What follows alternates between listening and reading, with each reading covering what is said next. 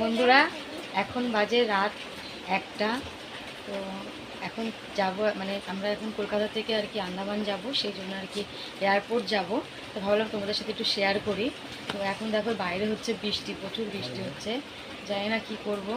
তো যাই হোক, লাগেজ টাগেজ নিয়ে এই যে রেডি হয়ে পড়েছে। এই যে দেখো সোমর পাপা, সোমো, আমরা সবাই রেডি হয়ে গেছি।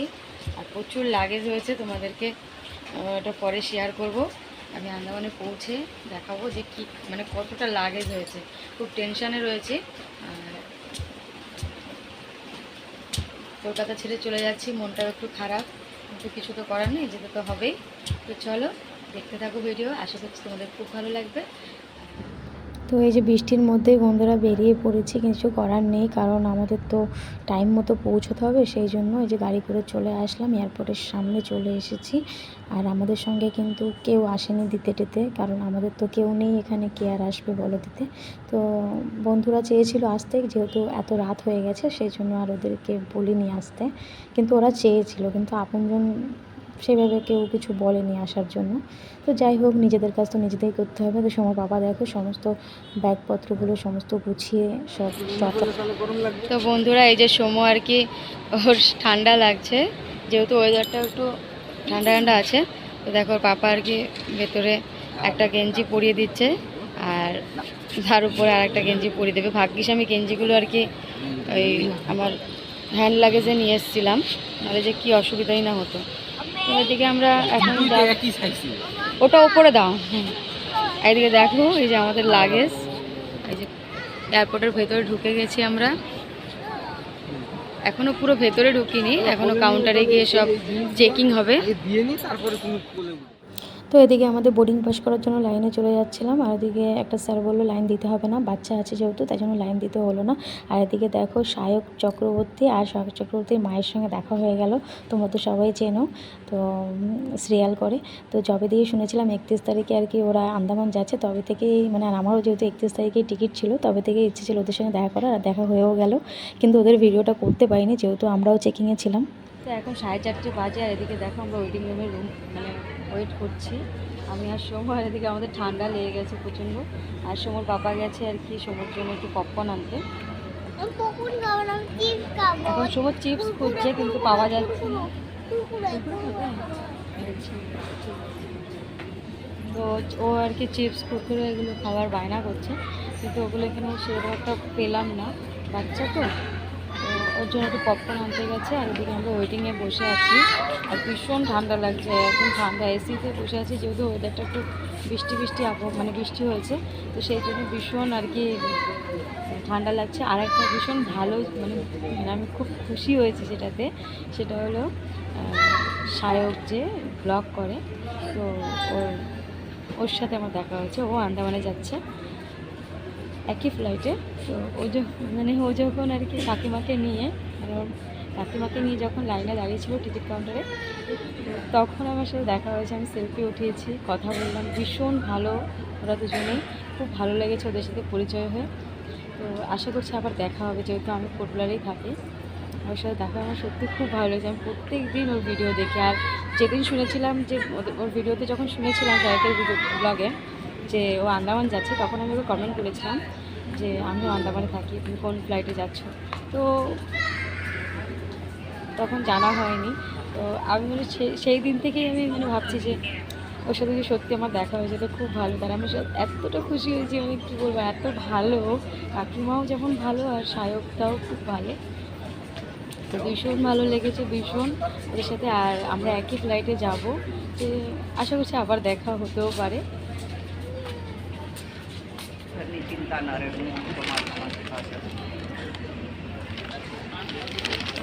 জীবরাজ মেহতা খাওয়াচ্ছি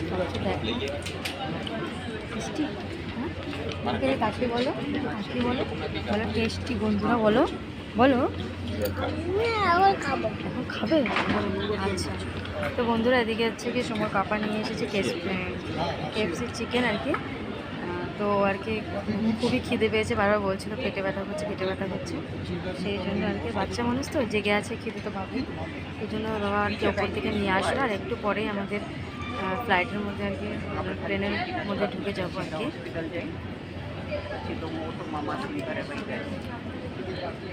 আমি একটা খাবো, টেস্টি। ও ভীষণ খিদে পেয়েছে, বাচ্চাটা ঘুমোতেও পারছে না, তো খুবই মানে কষ্ট হচ্ছে।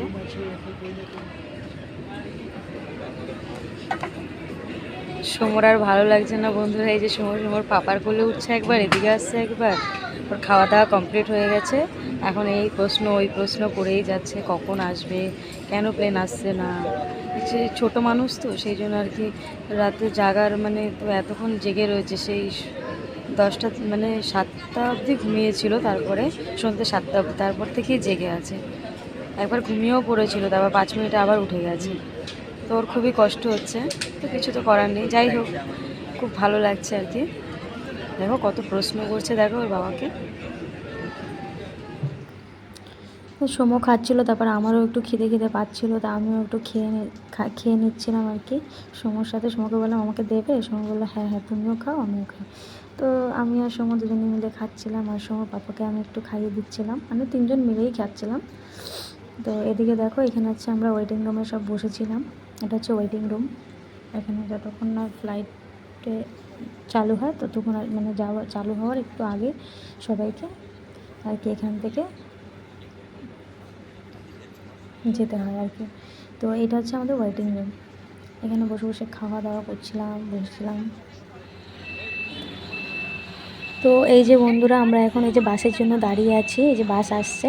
তো এখানে এই বাসে করে আর কি আমরা প্লেনের সামনে যাব আর কি। এই বাসে উঠে পড়লাম আমরা, বাসে সিটে বসে পড়েছি। এই বাসে করেই আমরা যাব প্লেনের সামনে আর কি। আর এই দেখো বাইরের দৃশ্যটা কি সুন্দর, একদম ভোরবেলা তো, 5টা 40 মানে 5টা 30 মতো বাজে, সাড়ে পাঁচটার, হ্যাঁ 5:30 মতো বাজে। তো ওই সময় দেখো কি সুন্দর, আর প্লেনগুলো দাঁড়িয়েছিল, আর বৃষ্টি হালকা ঝিরিঝিরি বৃষ্টি হয়েছে তো বাইরে। তো সেই জন্য একটা অন্যরকম ওয়েদার লাগছে, ভীষণ ভালো লাগছে, ভীষণ এনজয় করছি। আর সারা রাত যেহেতু ঘুম নেই, চোখে একটু ঘুমও পাচ্ছিল, কিন্তু এই ওয়েদারটা দেখে কিন্তু ঘুম সব চলে গেছে একদম, ভীষণ সুন্দর লাগছে। তো এই বাসে করেই আমরা একদম প্লেনের সামনে আমাদেরকে নামিয়ে দেবে।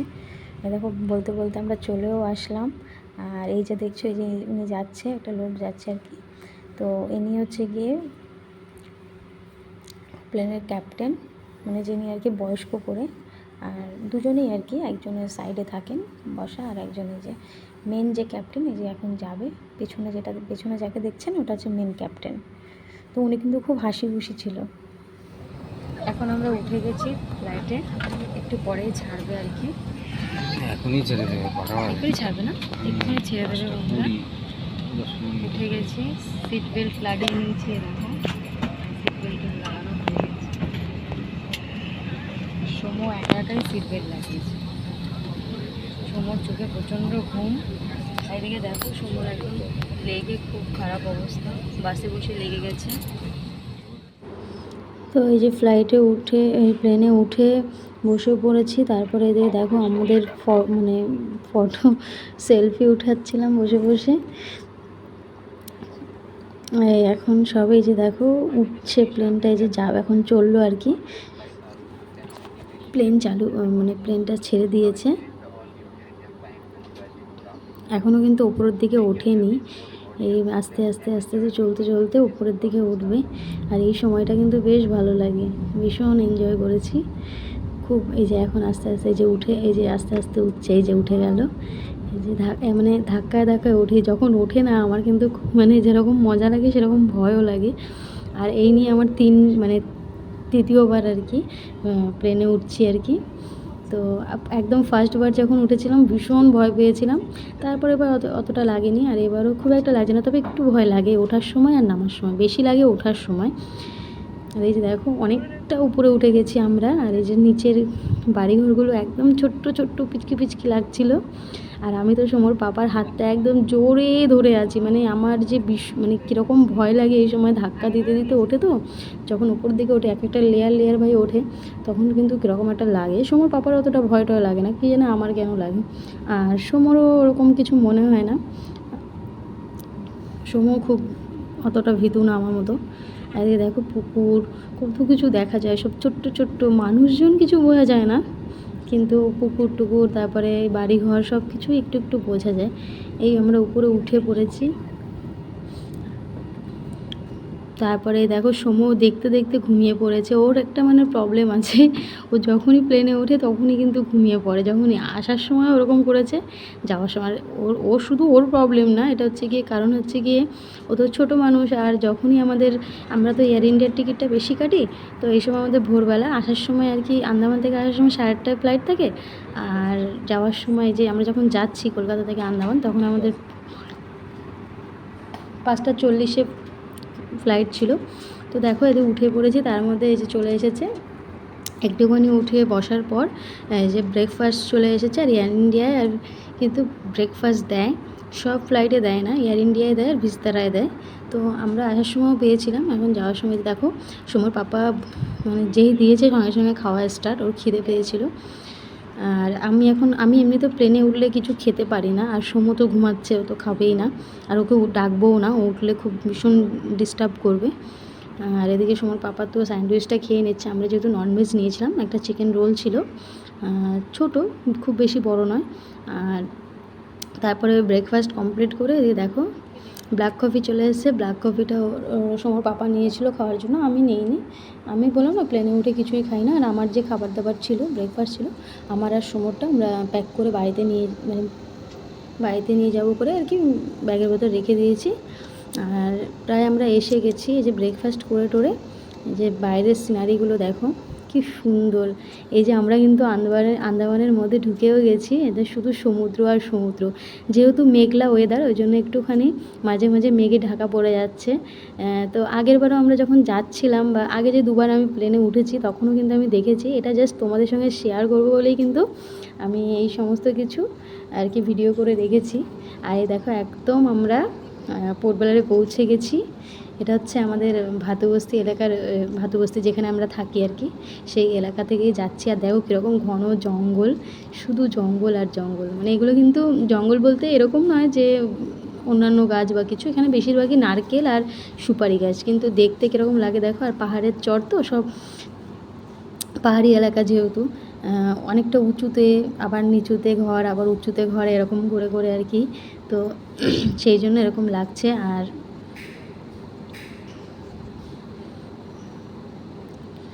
আমার তো ভীষণ ভালো লাগছে দেখে। আর সবথেকে বেশি ভালো লাগছে যে আমি আন্দামানে চলে আসলাম, কারণ কলকাতায় গিয়ে তো অনেকই সমস্যায় পড়তে হয়েছে। তো সেই জন্য আর কি আমরা বাড়ি যাচ্ছি 10 মাস পর, মানে বুঝতে পারছো, 10টা মাস পর আমরা বাড়ি যাচ্ছি। এটার কিন্তু একটা আনন্দই আলাদা, আবার কষ্টও লাগছে। আমার বন্ধুবান্ধব সবাইকে ছেড়ে আসতে হলো, ওদের সঙ্গে আবার বহু বছর পর, কত বছর পর দেখা হবে সেটাও জানি না। খুব মিস করব আকাশ, তারপরে আকাশের বউ রিয়া, তারপরে বিধান, সোনা, সবাইকে ভীষণ মিস করব। পিপাসা, তারপরে পপি, মানে সবাই যত আমার ভালোবাসার মানুষগুলো আছে, তারপর আমার পিসি, প্রত্যেককে ভীষণ ভীষণ মিস করব। আবার জানি না ওদের সঙ্গে কবে দেখা হবে, তবে ওদের কথা ভীষণ মনে পড়বে আমার, প্রত্যেকটা মুহূর্তই মনে পড়বে। তো বলতে বলতে দেখো এদিকে চলে এসেছি আমরা একদম আমাদের আন্দামান এয়ারপোর্টে। এখনও চলছে, এখনও থামেনি। তো অনেকটা বড় এরিয়া যেহেতু, ওটা নামার সময় অনেকটা সময় লাগে। আর সমু কিন্তু ঠিক যখন আমরা আগেরবারে যখন কলকাতায় যাচ্ছিলাম, ঠিক কলকাতায় নামার একটু আগেও উঠে গেছিলো একা একাই। আবার ঠিক সেম যখন আমি আন্দামানে এখন যাচ্ছি, ঠিক আন্দামানে আসার একটু আগেই, মানে পৌঁছানোর একটু আগেই কিন্তু উঠে গেছে। মানে খুব একটা ডিস্টার্ব করেনি আর কি। এই যে নেমে গেলাম আমরা, আর এই যে নেমেই দেখো আমরা এই ফার্স্ট আমি আর কি এই নতুন এয়ারপোর্টে ঢুকলাম। এটা হচ্ছে আন্দামান বীর সাভারকার ইন্টারন্যাশনাল এয়ারপোর্ট। এটা হচ্ছে নতুন করেছে, আগে একটা পুরনো এয়ারপোর্ট ছিল, মানে ওটা ইন্টারন্যাশনাল ছিল না, এটা নতুন করেছে।